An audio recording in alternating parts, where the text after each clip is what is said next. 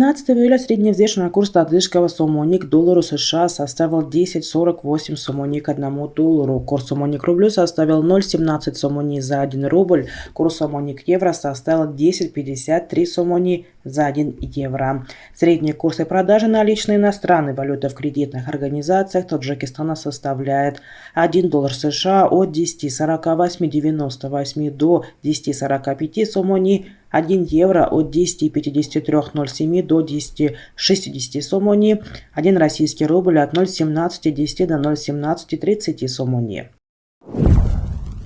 Мировые цены на нефть в среду утром незначительно опускаются и находятся ниже $100 за баррель из-за опасений вокруг экономики Китая и перспектив вокруг спроса. Инвесторы также обращают внимание на данные Американского института нефти. Нефть марки Brent находится на уровне $99,42 за баррель, марки WTI на уровне $95,63 за баррель.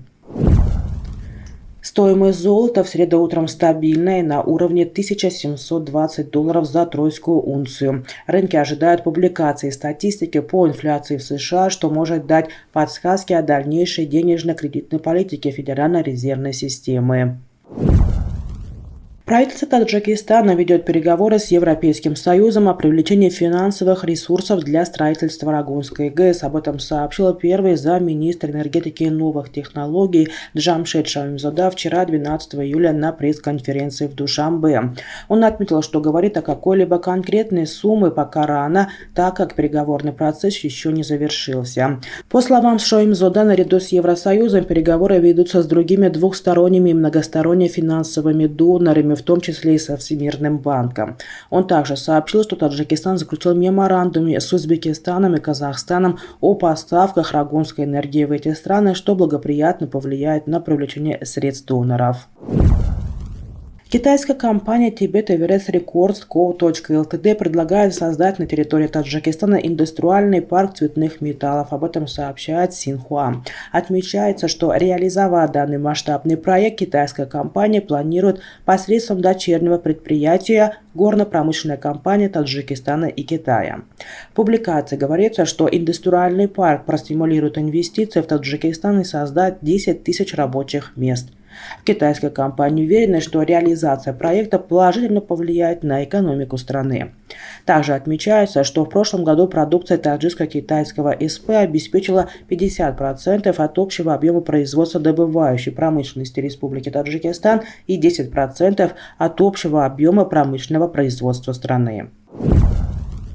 Афганская электроэнергетическая компания ДА «Афганистан Брешная Ширкат» пока еще имеет задолженность за таджикскую электроэнергию. Об этом сообщил глава таджикского энергохолдинга Барки Тоджик Мамат Умар Асазода 12 июля на пресс-конференции в Душанбе. Он не стал озвучивать размер долга афганской компании перед Барки Тоджик. Со стороны афганской энергокомпании оплачиваются некоторые объемы электроэнергии. Ожидается, что поэтапно с увеличением платежеспособности этой компании эти долги будут покрываться, сказал Асазода. Он подчеркнул, что на данный момент ежесуточно поставляется в Афганистан до 9 миллионов киловатт-часов электроэнергии из Таджикистана. В начале текущего года глава Барки Тоджик сообщил журналистам, что долг ДАПС перед таджикским энергохолдингом составил $33 миллиона. Впервые за 20 лет две главные мировые валюты пришли к паритету. Во вторник, 12 июля, евро можно было купить по цене $1 США. Единая европейская валюта постепенно дешевела в течение года, а в июне резко упала в цене.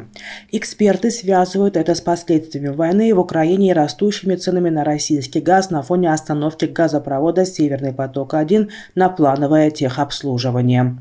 Европейским потребителям теперь придется платить больше за импортируемые товары, в то время как европейский экспорт станет более привлекательным на международных рынках.